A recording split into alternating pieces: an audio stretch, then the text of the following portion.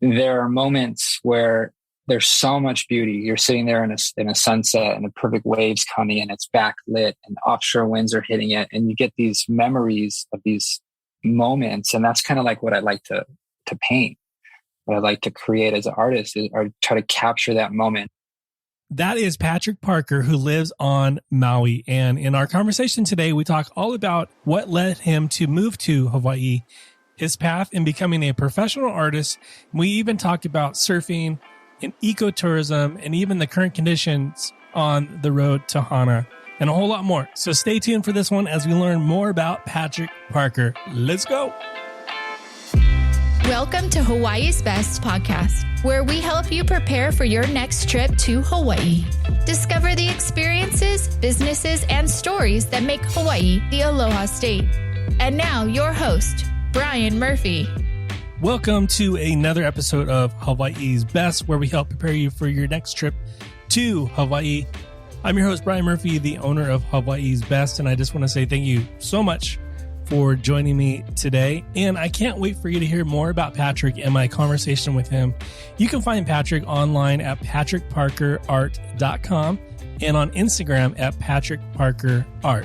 One of the things I love about podcasting is being able to connect with amazing people and just hearing their story. And this episode is all about just hearing Patrick's story and his story to Hawaii.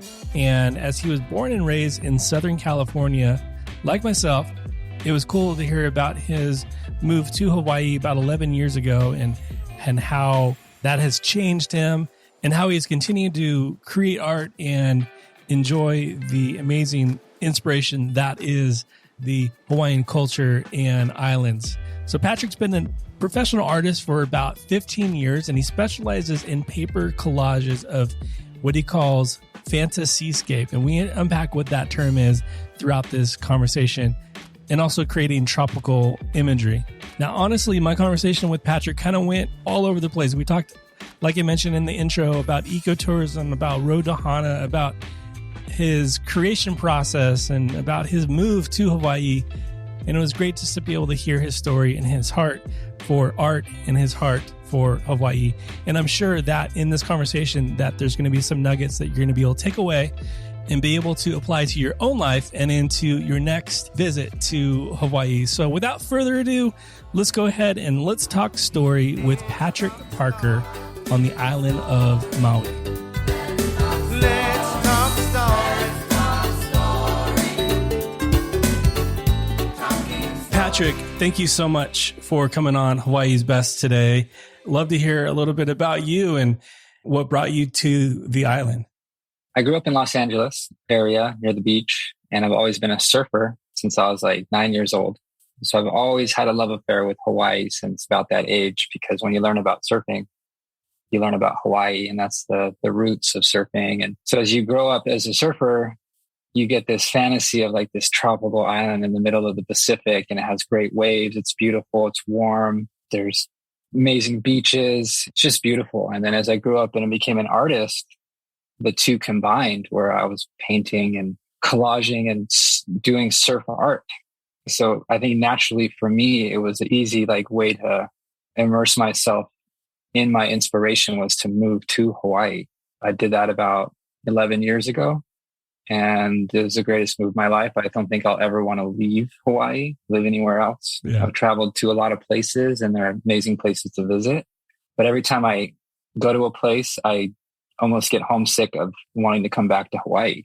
And if you've ever lived in Hawaii or been here for an extended period of time, you probably kind of feel that as well. Or you don't want to leave. So I always hear that, I don't want to leave. I wish I could extend my vacation, or maybe one day I'll live here. And for me, it's the other way. I travel and I go, I can't wait to go home. So it's kind of opposite. That's awesome. So then what was your first visit to Hawaii? I believe I was 5 and I went to Maui. That's where I live right now. I don't have much memory of that, but when I was 19 is when I first came out as a surfer and, challenged the waves, and really got challenged because the waves are so much different than LA. Right. Warm water, bigger waves, reef breaks, instead of sand, it was sharp coral. So a lot more intense. And after that, I moved when I was 28. So it was almost 10 years of coming twice a year. 3 times a year, wanting to stay longer, Right.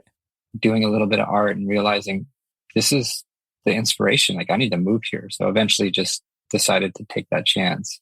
So growing up surfing, that kind of came first, and then the art was inspired by that culture?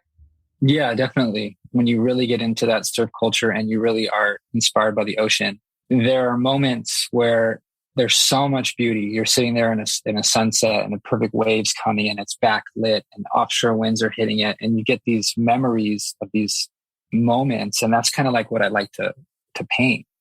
What I like to create as an artist is or try to capture that moment, not in a photo. Like photos are great, but like there's an energy that's different when you can create it yourself, or you look at a piece of art that's created by someone else and you feel the energy that they put into it. I think it'll be forever for me to want to paint the ocean in its different form. Mm-hmm. And then to add backdrops like Hawaii, where it's tropical, there's waterfalls, there's rivers and palm trees and huts. And like, to me, that's just this idyllic thing that like I go to when I think of how beautiful Hawaii and the beaches here are and the ocean itself, like surrounding it. It sounds like the same or similar energy when creating art and when getting out in the ocean are very similar. Is that accurate? Yeah, it can be. So there'll be some moments when you're creating where you're in the flow. Mm-hmm. And I'm sure I see your guitars in the background. Right. Musician, you know what that flow is. And it's similar with art. It's similar with surfing. You're just really in touch. All your senses are firing. Nothing else matters. You're so in tune with what's happening. You're so present. The correlation between the both of those and to combine those, like I'll get lost for 8 hours and not eat, not drink, and just come up for a breath of air and go, wow, like I just created something and it was so magical, and you just fall in love with it. And I'm very gratified, and it's very humbling too. It's so grateful. It's amazing. It's really those moments, I think, a lot of us who are creatives, and I tend to believe that we're all creatives, and it's those moments that are like makes what we do worth doing and living, and like getting back into that flow and trying to recreate that. Definitely. Yeah. So surfing in LA, definitely different than in Hawaii. Yeah. I'm curious, that moment you got out into the lineup the very first time in Hawaii, what was that experience like? Pretty overwhelming in a lot of ways, because when you paddle out from the shore, most spots you're paddling over sharp coral. And before, it's like the water in Los Angeles isn't that clear, but you know it's sand. And then you might see some fish or a turtle or maybe a whale or dolphin or some seabirds. And in LA, you don't really see that. I remember like the emotion of just being out there, so surrounded by nature in a different way than I ever had before. And if you've ever visited Hawaii and went swimming there for the first time, went snorkeling, and that energy, the energy of the islands is so much stronger here.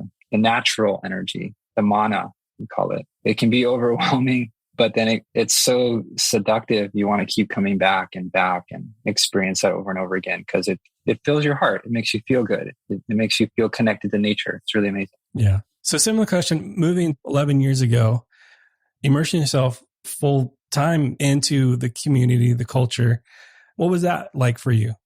I was on the North Shore of Oahu. So that's where all the contests are, Pipeline, like Waimea Bay, all these amazing spots. And I wanted to live there, right in the middle of all that energy. Sure. Because I did surf art, and that's like the epicenter. I felt accepted right away. I mean, I'm not from the islands, and there's a term called haole, which means not from here. Like there is some, just like anywhere in the world, if you've surfed before, like there's some localism.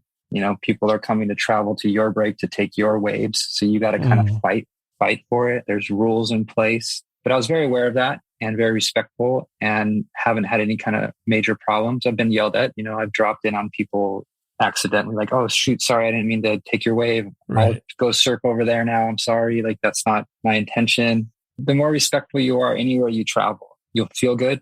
They'll want to meet you. And when you're living here, now that I've been here long enough, when you do experience someone and you meet them and they have that same kind of mana, that same kind of energy, like, oh, I'm just so grateful to be here. It makes the experience so much better for both people. If you're coming just to take, oh, I only have a few days. I want to hit this swell. I want to get the most waves. I want to just or I'm sponsored, I deserve these waves. There's someone taking photographs of me. I want to get the best barrel. And so I can further my career.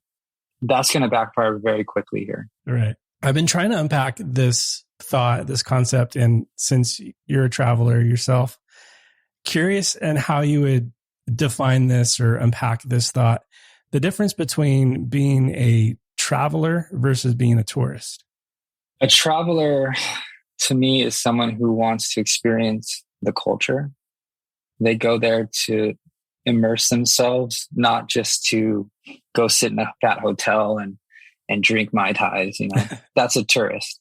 They want to hit the best spots, and it's almost like taking in a lot of ways.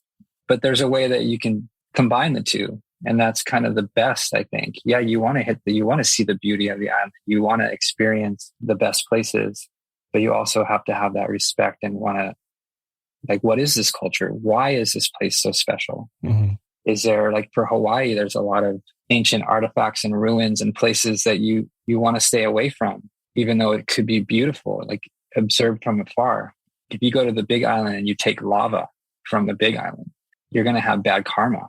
There's stories of, I talked to one of the people who work there and say, oh yeah, people send lava back in the mail all the time. Right. Because they took something and, they try to make it their own when it's for everyone to enjoy and it's meant to be on the islands. And this bad karma came about them pretty quickly. So they decided, well, I need to send that back, release that karma. For traveling, I think, if you come with that respect, good karma will follow you wherever you go.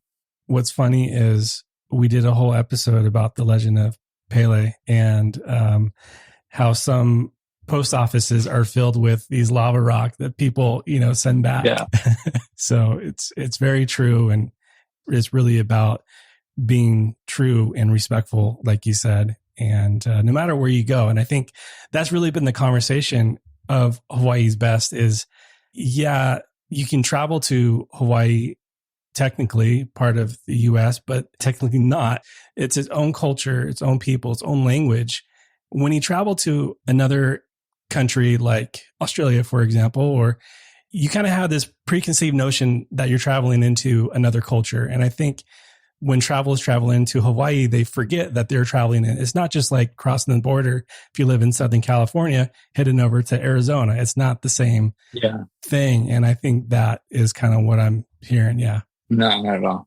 Maybe some of your listeners will know that Hawaii was annexed by the U.S. So the deep roots, there's like a deep pain there, and you feel it when you're here. If you really want to get into the culture of it here, you're going to feel that. Yeah. So knowing that as someone who's traveling into Hawaii, no matter where you're at, or no matter where you're listening to this right now, this is important to know. And I know you're not going to be able to know the entire history, but having some of the cliff notes of the history is super important. And when you travel into Hawaii, having that knowledge and having that on your heart as you engage in conversations is super important. So Patrick, a little bit more about being on Maui right now. I'd love to hear just some of your talks being on island. The road to Hana, what is the current climate situation right now? So I'll backtrack with that question a second, because there's like what Hana is right now compared to what it was during the pandemic. Sure. So I was on Maui when the pandemic started, and the tourism was at its peak. Thousands of people a day travel the road to Hana. It's gorgeous. There's, I don't know how many little bridges, one lane roads you have to go across. Every other turn, there's just jungle, and there's waterfalls right by the road. You can stop and take pictures and even jump in. And usually there'd be 20, 50 people sometimes at some of these spots. You have to keep driving because there's just no parking. There's just a lot of people. You're like, oh, maybe that's not my energy at the moment. During the pandemic, when that hit, Hana was closed off. It was actually secluded from the rest of the island by the government. Like police, you have to show residency or proof of you have to have work to get over there. Fortunately, I live pretty close to the back side of Hana, the south side. So there's two main roads that go to Hana. I was able to secure a work pass to go to Hana and do some stuff. And on my visit, I'd see only 2 or 3 cars coming back the other way, going to places where you could hike, where there'd be 20, 30 cars on the side of the road ready for this hike. There was nobody. hiking with my girlfriend for an hour, 2 hours with nobody. And it was great. It was a great thing, but it also is like, that's not normal. And if you lived in Hana, you might really like that part of it, that there was not a lot of tourism, but also there's a lot of struggling businesses because of that. Sure. So there's just a real give and take on Maui, with tourism being like, it's really back to all-time high right now again, almost more. So there's frustration.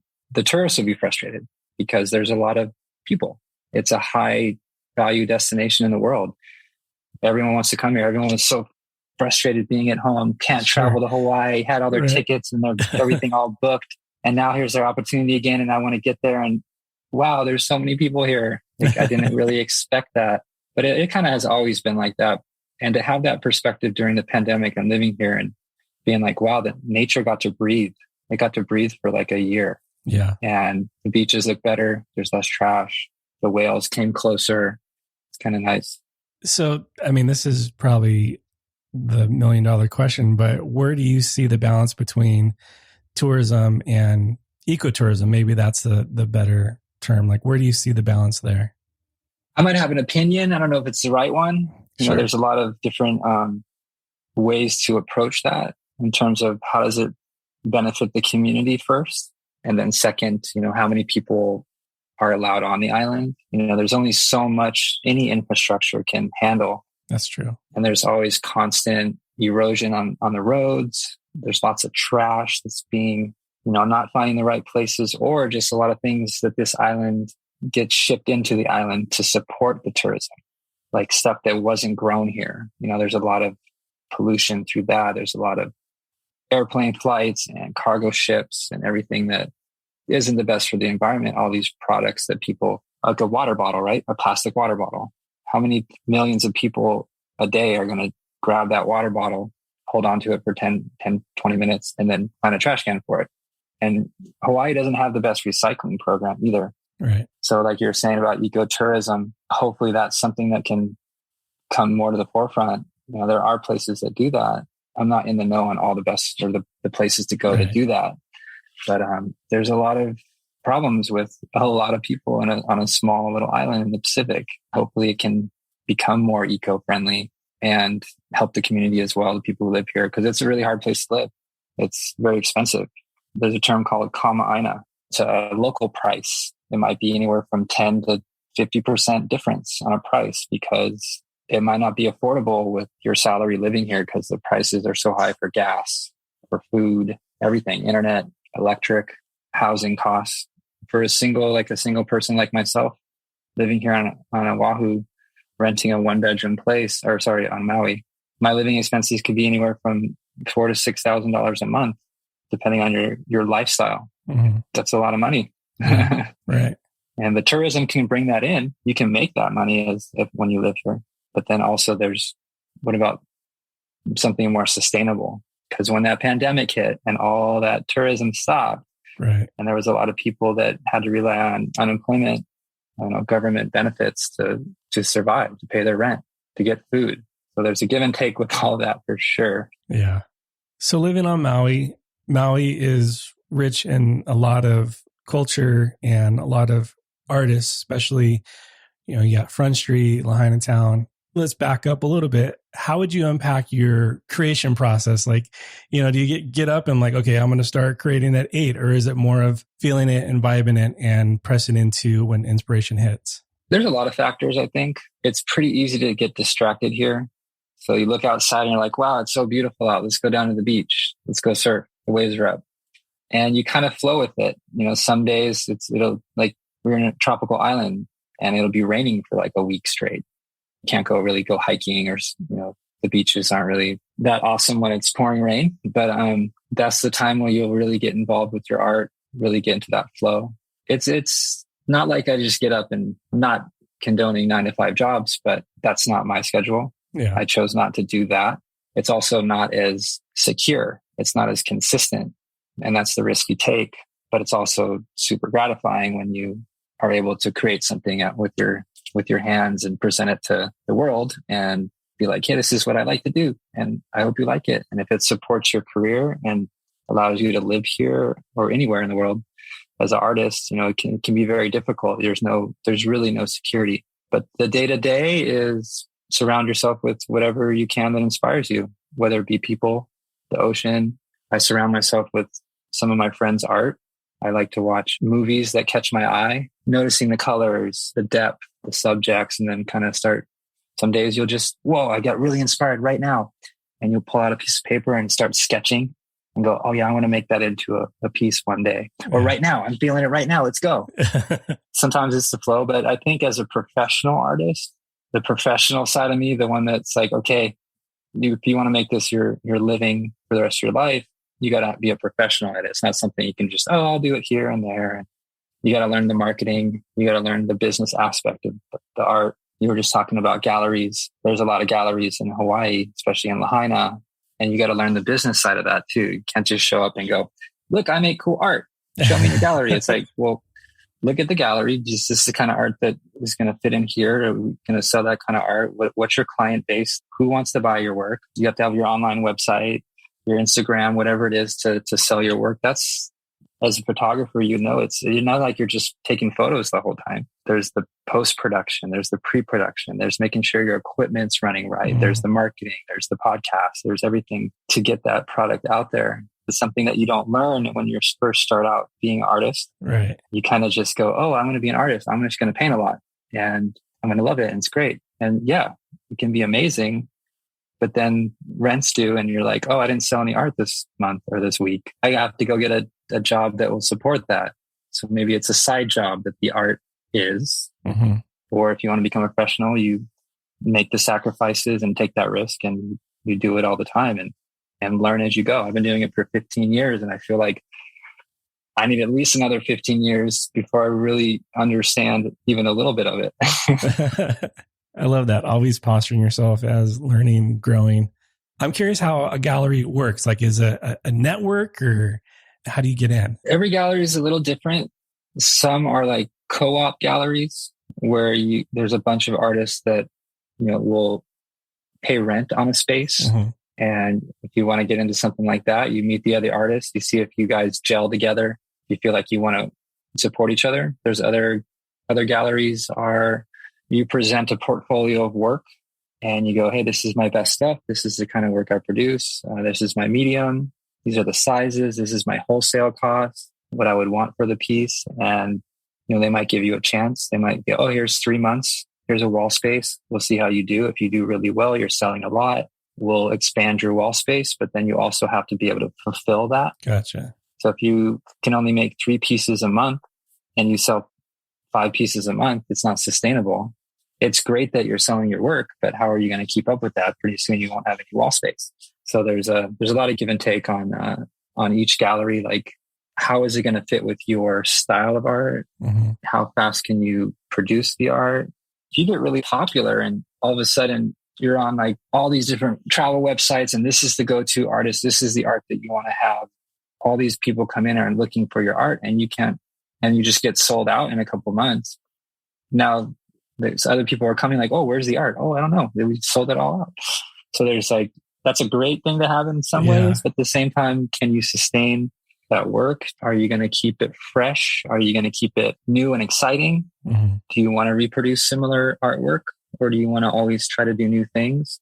It's like a musician, like they get kind of pigeonholed on the same kind of sound.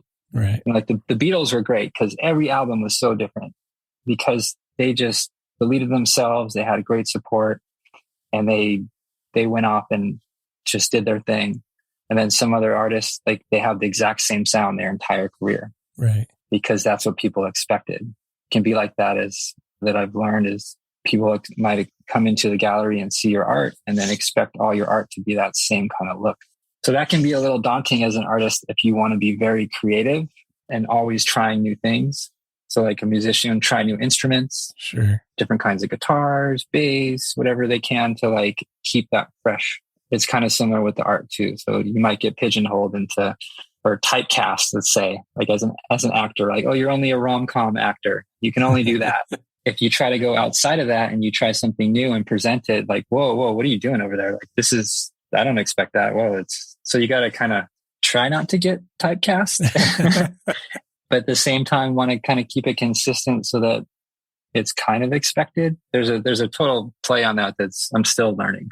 Sure. What gallery are you currently in? Well, currently I'm in a gallery on the Big Island. Oh, okay. In Waikoloa Village called Genesis Gallery. And also by the end of summer, I'll be in 2 other galleries, another one on Big Island and one in Waikiki. I was in a gallery in Lahaina, but it wasn't quite working for me. So I'm going to try to look for another one in the future. I live on Maui, and if anyone wants to contact me through my website at patrickparkerart.com. I live up in upcountry. It's up Kula on Haleakala. I live at I have this amazing view. It's like 3,000 feet. So inspiring. Look out the window right now. I can see it. I can see like 4 different islands. It's awesome. That's awesome. If you're in town and you want to check out my home studio, I have a bunch of art here, all different kinds, more than just what's on the website. And I'd be welcome to meet you. There's also another way to contact me is on Instagram at Patrick Parker Art. I have a lot of work on there. Pretty consistent with posting new stuff. It's a great way to connect and show the world what you do. There's people from Germany, Japan, Australia that look at the work and comment and buy prints or originals. And I just shipped a print to France for the first time. Sold an original to Australia last month. And so it's pretty cool to see this international thing. I'm on this little tiny island in the middle of the Pacific, and people who are interested in Hawaii and ocean themed art nowadays, instead of just being in a gallery where you can only see it in person, it's the only people who are really going to see it. The internet has allowed the whole world to access your stuff, which is really awesome. Yeah, it's super awesome. I mean, that's how you and I connected over Instagram, and we've done a few giveaways together. And even you guys can't see this, but I'm show you. Can't see it. It's got a glare. Glare, huh? But yeah, that's Solitude right there. One of Patrick's art pieces, and something about that just really spoke to me. I'll be sure to post a picture after this episode comes out. But yeah, man. So Fantasyscape is how your art is described. Maybe you can unpack that a little bit. And obviously, for someone to get more visual, you can go to either one of our Instagram accounts and see that. But for someone listening right now, how would you kind of unpack that? So I came up with that word combining fantasy and seascape. Got it. It just flowed so nicely together, fantasyscape.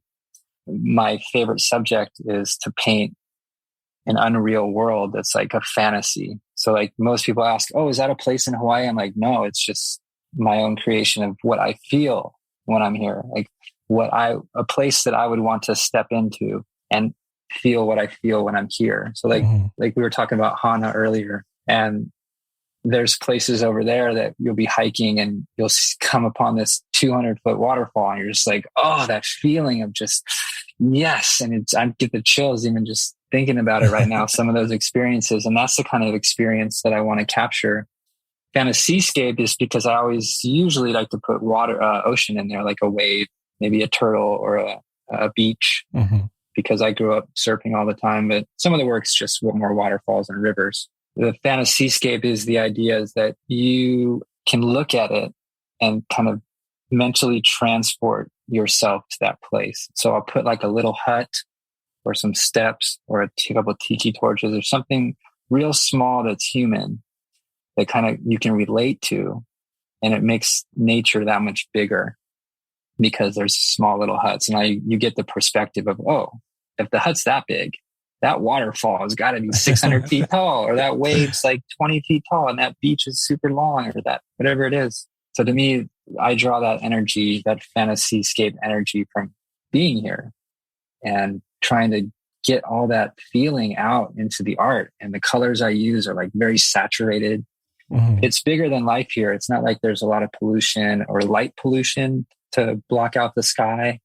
You get to see all the stars. You see the moonrise coming over Haleakala. It lights up the entire island. And you go in the water and it's so turquoise and clear and clean. And you walk down the beaches and your toes are in the sand. And it's a feeling. And if you've never been here, and hopefully this podcast will be like that extra little thing to say, okay, I need to go now because it's just a magical place. I love that. And I think that's a good spot to end it. What are you excited about looking into the future? The future, lots of art. living in Maui. Nice. I'll keep it simple. You're in it right now, man. I love it. Yeah. Patrick, thank you so much for coming on today. I appreciate you, and I thank you for your time.